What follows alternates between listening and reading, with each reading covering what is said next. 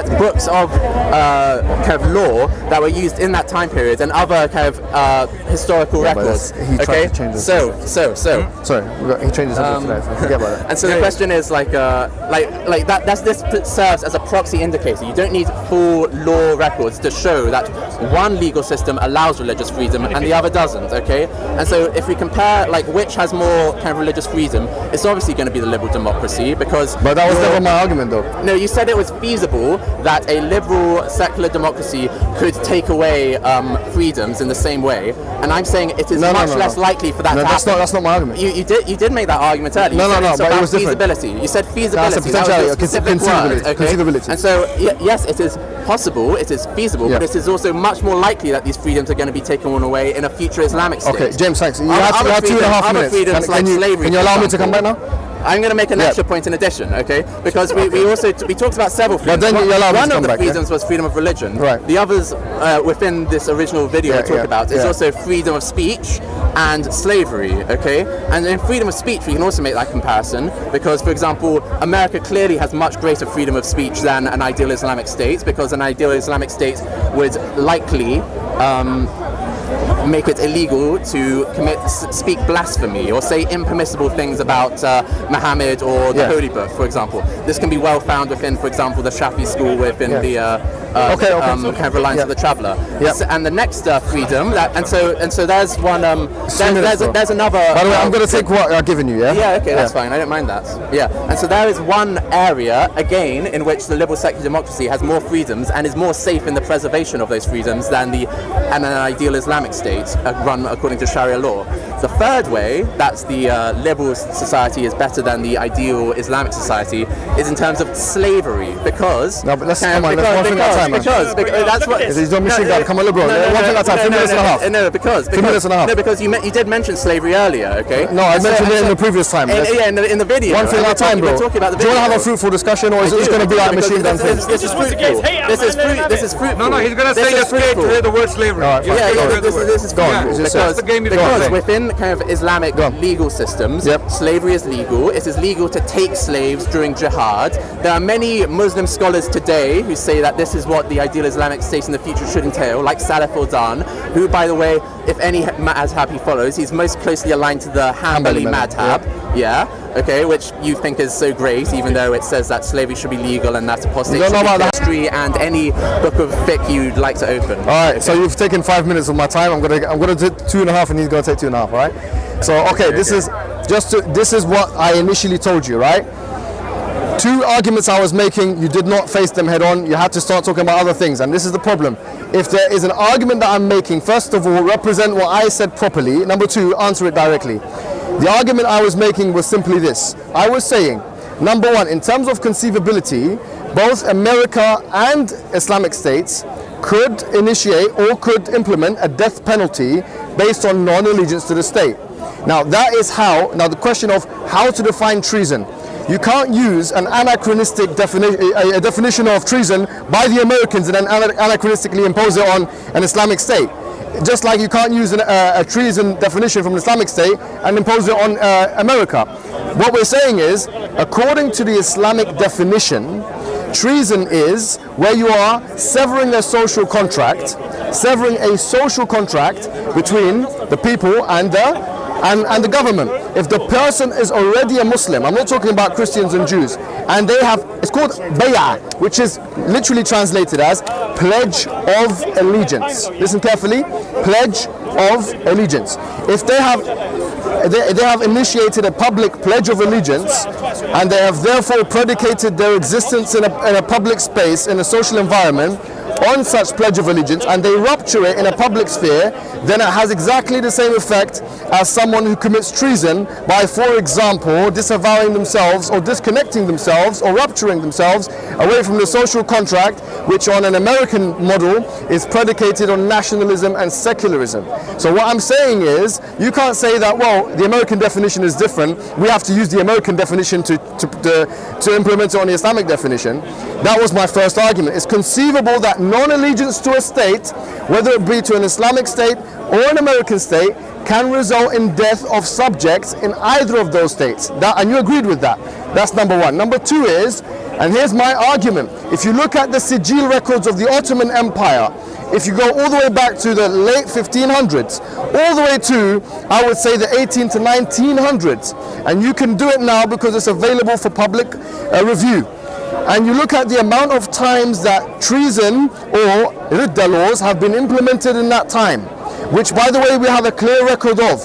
You will find that as a proportion of population, that it's less implementable than has been the case with American policy, especially considering the post-World War II environment where lots of Japanese people were killed and others were threatened with kill. If you add to that citizen Americans who have been killed because of their perceived non-allegiance to that state, like Abdurrahman Awlaki and his daughter, who are children who were drawn killed as a result of their non-allegiance to the state, so-called, or fear of them being non-allied to the state. Even in Syria, the British government. Then you'll realize, just to finish the sentence, then you'll realize that actually in implementation we have physical records, historical documents, and statistical evidence to show that in fact this law has been implemented way more in America than it has been in the Islamic countries, particularly the Ottoman Empire, where we have the most complete records. Adnan. Okay, Bismillah ar-Rahman ar-Rahim. I didn't want to indulge with James because I had stated in the past, so I'm going to be talking to the audience. I believe he is not an honest person. He deliberately lies, and I don't want to launch ad hominem attacks on him. I will deal with the issue at hand here.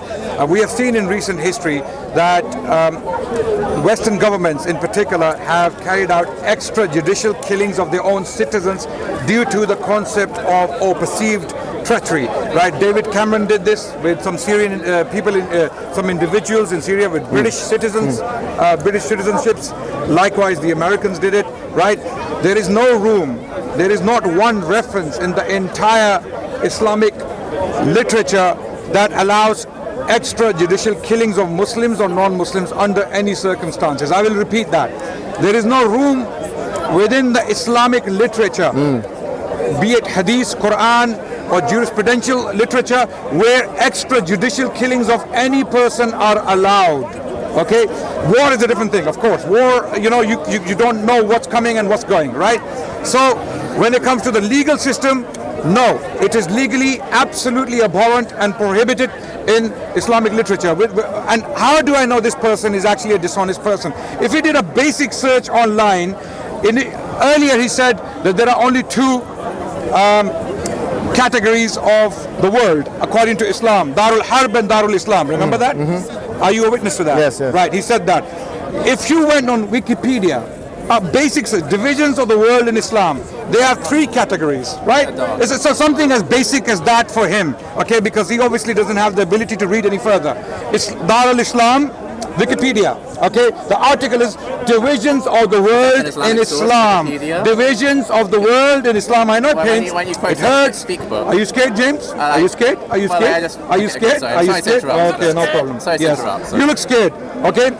Darul Islam, number one, the house of Islam, the abode of Islam, where the Muslims exist with non-Muslims who are living with the Muslims under contract. Darul Harb, a hostile land, like the Romans were fighting the Muslims, the Persians were fighting the Muslims. Later on, the Habsburg fighting the Ottomans. That's Darul Harb. And then there is Darul Sulh, Darul Ahad. That's a very important distinction, not mentioned by James quite deliberately. I don't believe that he has read all of that and he doesn't know about it, right? What is Darul Sulh? Okay, Darul Sulh, according to this Wikipedia baby. Okay, I know. Are you scared? No, are you scared? I'm saying I'm giving you more. You were saying earlier we're scared to hear this. Our terms, Darul Sulh, are terms used for territories that have a treaty of non-aggression or peace with Muslims, right? This is a point James quite deliberately failed to mention. So here we learn something. We learn that Islamic sciences are quite nuanced. You can't listen to cowboys like James in the park and take that as authority. Go to Islamic literature. Wait. I simply recommend a book, an academic source, written by a non-Muslim, Wael B. Halak. The book is titled The Sharia Law. published by Cambridge University Press. Go and read it. It's an open invitation to Muslims and non-Muslims. Read the source and then you will see what James actually is. He looks like a cowboy. You will come to realize he is a cowboy. Okay, now the last point, slavery. You know these words, these guys, these Islamophobes, they come to the park and throw these words at you: apostasy, slavery, killing, murder, these flashy sounding terms. I will invite you to read a book on slavery. Jonathan, I'm finishing last sentence. Okay. Jonathan A.C. Brown, an academic from the US, teaching at Columbia University or Georgetown University, one of these two. Georgetown University. He has recently authored a book called Slavery in Islam. Before you listen to a cowboy, go and listen to an academic, read his book, Slavery in Islam, Jonathan A.C. Brown, and you will get the bigger picture. Period. I have nothing more to say on this. I don't want to indulge with this guy. You can continue. No, that was my. I think we're done, James. Anything else you want to say to me? Yeah, a couple of things. So, we've reached, I guess you could call it an impasse, where you want to insist that simply changing your religion is the same thing as treason, and I've given my arguments for why. I didn't say that. Oh, well, you have taken that as a provocation in effect when you were comparing treason in America. You have to represent. Please be honest in your representation, okay, please. So apostasy. I've never said. In fact, I argued against the point. I have to stop you. There's no point in us repeating each other. I never said simply changing your religion. Excuse me. This is my time to talk. Yeah, go ahead. Secondly, about what Adnan Rashid said.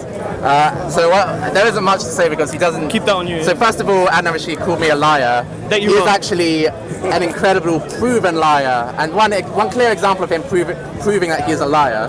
What's this got to do with you talk about him? Don't speak to him about it. No, he's not here to defend himself.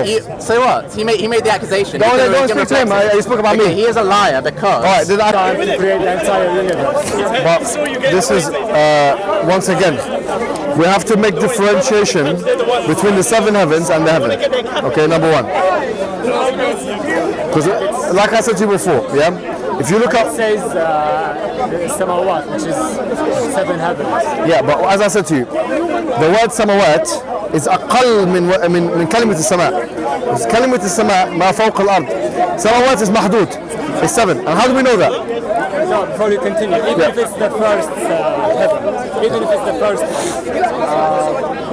which includes all these stars and planets, it is still not proportional to say that the creator of the universe took 4 out of 6 days to create a single planet, and took him 2 out of 6 days to create just the first heaven. No, but listen, it's not saying that it took 4 out of 6 to create a single planet. That's what it's saying. No, it's not. Let me explain to you what it's saying, right? It's saying you've got 6 days. That the 4 days, as we said, there's 3 qira'ahs. سواء للسائلين. That the 4 other days, they themselves are equal in length. If we take the opinion that, okay, the 6 days are equal in length, and now you have the existence of the heaven, and all the heavens, or the 7 heavens, and the earth existed within that time period for 4 out of 6. Now, Big Bang cosmology says that the earth was around for 4 billion years. That's right. And that the universe, 4 billion, yeah? Yes, but this is something like 4 billion, yeah? And they say that the universe was around for about 13.9 billion, yeah? So, okay, this contradicts that. Because if you say that, what is 4/6 of 14 billion, yeah? But again, this is a wrong understanding. It does not say how long Earth has been here for, or how old is the universe. The ayah mentions how long did it take God to create, the process of creation. Which is the mas'ala of what was created first, the heaven or the earth. And as we said, there's khilaf. So Qatada said that the heaven was created first. And I think Ibn Abbas, mawqufan, it could be a mawquf hadith in Bukhari, says that the earth was created first.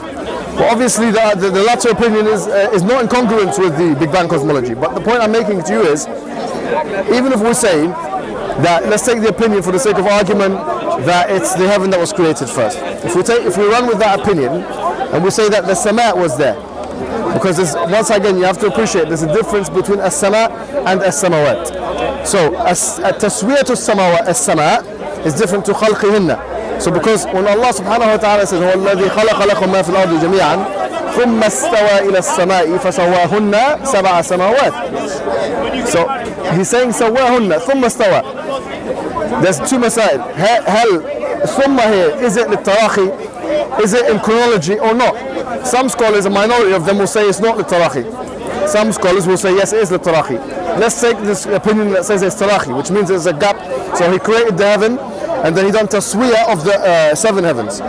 We said that if we accept that this dunya that we live in here, sama' dunya, is the only the one heaven of 7, so then you have one heaven of 7. Okay? But Allah subhanahu wa ta'ala in Baqarah, in that verse, هو الذي خلق لكم ما في الأرض جميعا ثم استوى إلى السماء فسواهن سبع سماوات. He was not talking about sama' dunya. He was talking about the sab'a samawat, and he's talking about taswiyah. So it's two things here.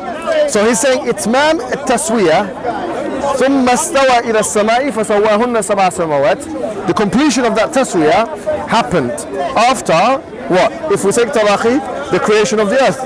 But there's no way of us verifying that. Why? Because why? The 7 heavens is outside of our cosmos. The cosmos is sama' dunya.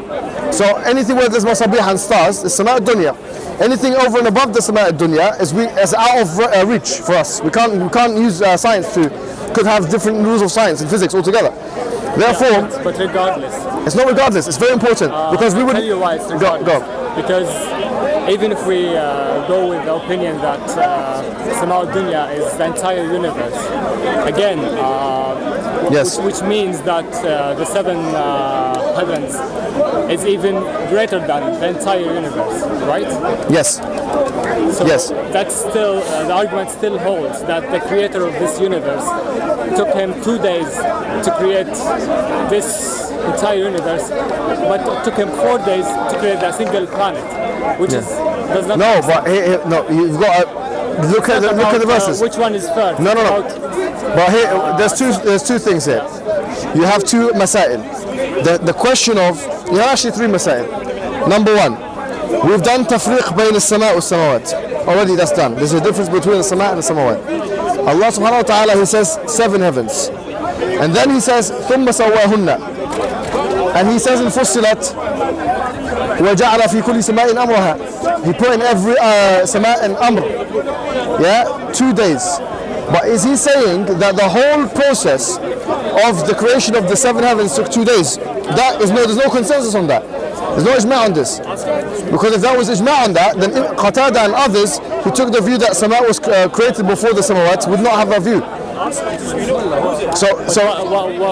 How do you understand these 6 verses, which says the heavens were created in 2 days and earth was created in 4 days? It could mean, well, it could mean many things. It could mean things which are, it could have scientific meanings and it could have unscientific meanings. So the unscientific one is the one you talked about, that Allah subhanahu wa ta'ala created the earth in 4 out of 6, and he created the 7 heavens in 2 out of 6. Could mean this. It could mean that he created the 7 heavens in 6, and of the 6 he created the